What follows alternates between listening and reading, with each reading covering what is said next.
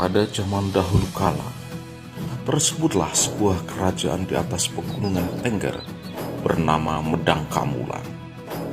Kerajaan itu diperintah oleh Prabu Giling-Wesi dan dibantu oleh seorang perdana menteri bernama Patih Pranggulang. Akhir-akhir ini Prabu Giling-Wesi merasa sedih karena putrinya yang cantik jelita bernama Raden Ayu Tunjung Sekar belum juga mendapatkan suami. Telah banyak lamaran dari para putra mahkota negara-negara tetangga, namun semua ditolak oleh sang putri dengan alasan belum waktunya untuk berkeluarga. Pada suatu malam, Tunjung Sekar bermimpi. Ia seakan sedang berjalan-jalan di tengah kebun bunga.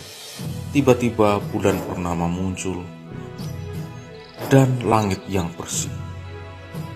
Ia terpesona melihat sinar bulan itu.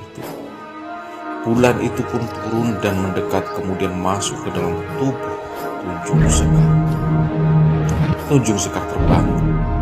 Lalu ia menanyakan arti mimpinya itu kepada inang pengasuhnya. Mimpi itu hanya berkembang angan-angan saja saat tidur, hibur inang pengasuhnya. Beberapa bulan kemudian putri Tunjung Sekar ternyata hamil. Prabu Giling-Wesi merasa sangat terpukul mendengar putrinya hamil tanpa suami. Putri Ayu Tunjung Sekar pun dipanggil menghadap Baginda. Ayahanda Prabu menanyakan asal mula kejadiannya. Sang putri pun bercerita tentang mimpinya itu panjang lebar. Namun Prabu Giling-Wesi tidak percaya pada keterangan putrinya itu. Dengan marah Baginda Raja manggil Patih Pranggulang. "Hai Patih, bawalah Tunjung Sekar ke hutan.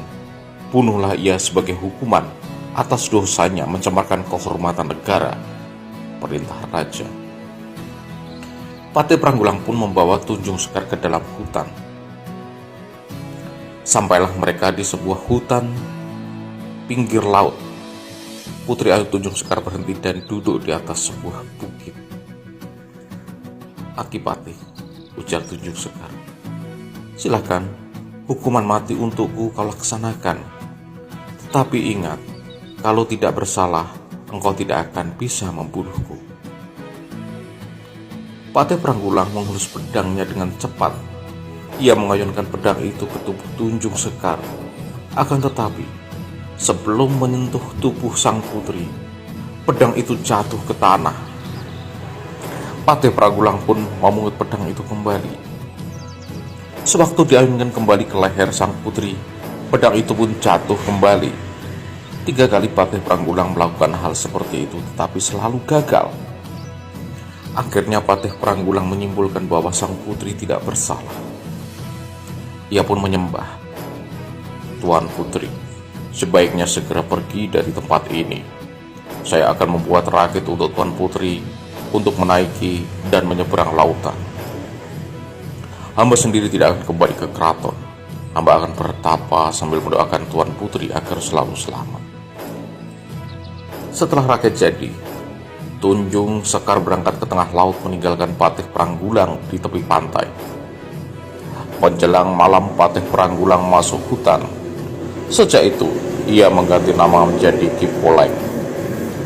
Adapun rakit yang dinaiki Tunjung Sekar dibawa arus ke utara, ia pasrah pada Yang Kuasa. Pada suatu malam bulan purnama, tiba-tiba perut Tunjung Sekar merasa sakit.